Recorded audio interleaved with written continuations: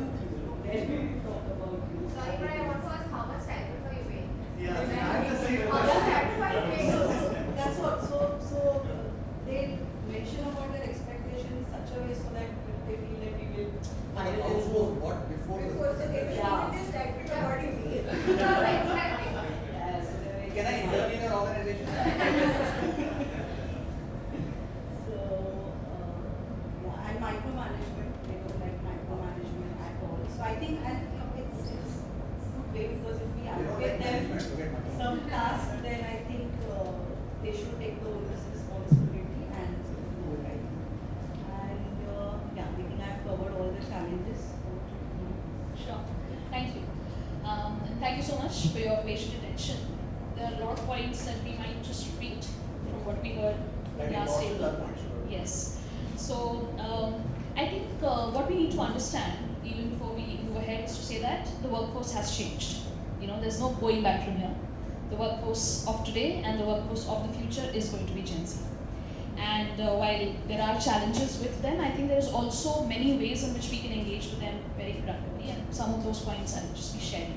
I think what they're looking for is authenticity, both from the organization and when they present themselves as well, right?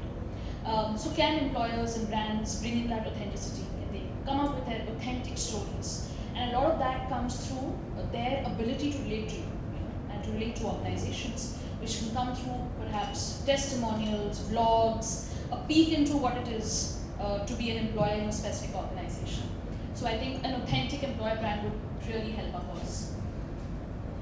I think very important, which is to say that they seek meaning, they seek purpose, they seek relevance. How can we help them find that through the, through the roles that we offer, through the careers that we offer? I think that becomes very important because for them, work is a part of life, and if they are spending time on it, they need it to be meaningful. They need it to serve a purpose for themselves. Challenges and stimulation. So, we, as an organization, we interact with lots of students and we surveyed some of them. And one thing that came out on tops, and we did this through the career anchor model, if any of you all are familiar with that. What came out on tops was to say that they were looking for challenge, and they were looking for flexibility, and they were looking for excellence. A lot of times inside organizations, when youngsters walk in, when early career folks walk in, we usually very instantly tell them, hey, this is what it is, and just do it, and we get to the important and critical bits. But if we tell them why that job is important, what purpose does it serve, how does it fit into the big picture, if we make it exciting and stimulating and challenging for them, even in the way we communicate it, to them, I think it will make a huge difference. I think flexibility, work-life balance, we've spoken about, having an identity beyond work. Work is not the only identity, which it was for many of us for many, many years. It no longer is for the generation. How do we help them create that through the flexibility that we offer them? Holistic wellness. They're not looking at only a great career, they're looking at life overall, and how do we help them build that? And engagement in that sense. They're looking for autonomy, and can we offer that to them? And it could be different things for different people and for different organizations. Can we help them carve out their own little space, in the giant jigsaw puzzle of our organizations? I think transparency is very important, and you all made some very fantabulous points. But to say that, can they expect transparency in the communication that's coming their way, and can they also offer it? Whether it is feedback to them, feedback from them, whether it is about why they are doing what they are doing, and not pushing things under the carpet. I think for that. Mentorship and access to leadership, again, very important for them. And then upskilling, learning, growth. We've spoken about career paths. We've spoken about what it would mean for them to spend time and invest time into an organization. If all of these things we put together, I think we would be able to productively engage with Gen Z. Thank you.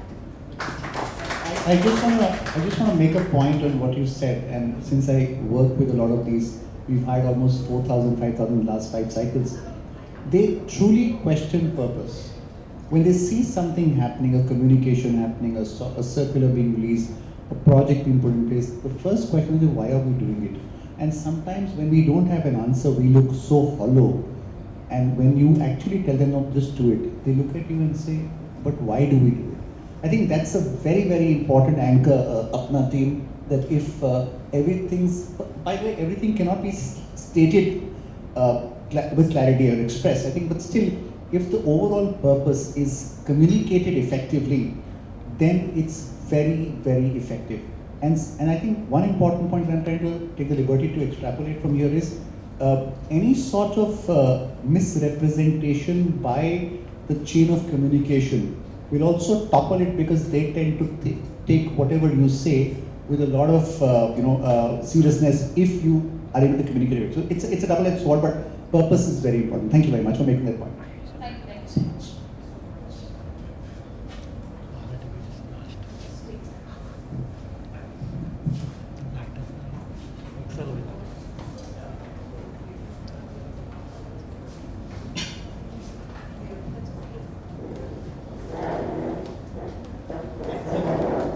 Some very insightful, really good points that came out.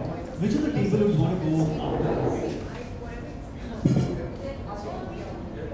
Looks like they are more closer to the board. Please. But something that I wanted to share as well in terms of in terms of communicating your EVP. So the last year Deloitte report actually said this, that whenever students had more than 2 offers with them, and I was just sharing some time back that they actually 50% of them went ahead with a lower offer because they were able to connect more with the brand, vision and mission statements. So that is also something that we are doing today. So whenever we launch a campaign, we make sure that you have some of these master classes, your culture, I mean, how do you engage, interact, a day in the life of that role actually goes to the audience, and they're able to connect and then come back to participate in something that maybe you would have organized.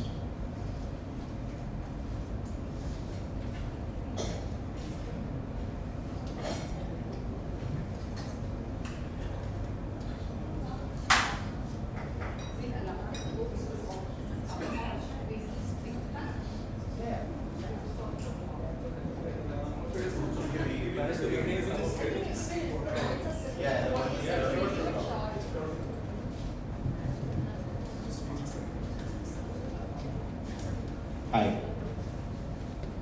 So we're not going to repeat a lot of stuff because they've already spoken the entire playbook of the solution. So we second and we agree and we bow down to the solutions, right? So I'm going to just keep it very short. So I'm father of a Gen Z. So like Aditya mentioned, I work with upgrad. 70% of my workforce is Gen Z. So we have agreed now and told everybody, including Ronnie, that inside deal karna hai, right? We don't have any other option, like she mentioned. So 70% of people at upgrad, so we will keep it very simple. Live example, solution that worked for us, right?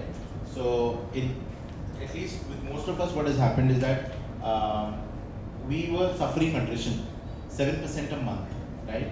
So in a year, the entire company, can you just keep it within this room? But now today we are standing at a 3.5. This is, I'm talking the last 8 months. This can be leaked out.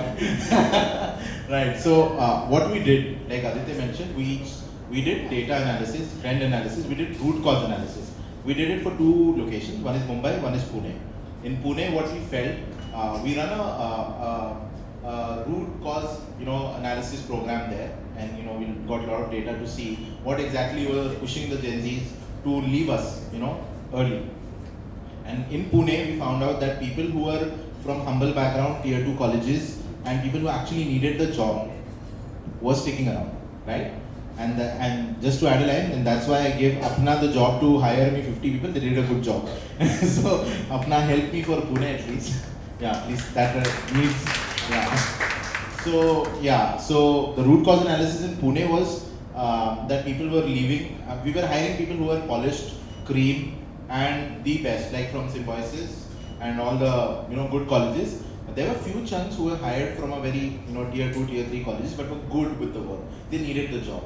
So in Pune that worked for us, and we are standing at a 3.5% in Pune. And what we did is, because these guys did well, we gave them instant gratification which they need. We did appraisals in twice a year. We were not paying them like what they actually wanted, but at least the roadmap was clear when they were joining. So their offer letter would state that you will get 2 appraisals in a year.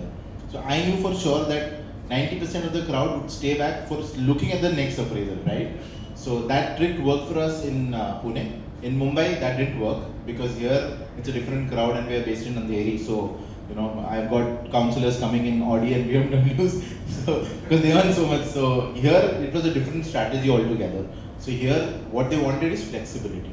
So we gave them 2 days work from home, right? Flexibility.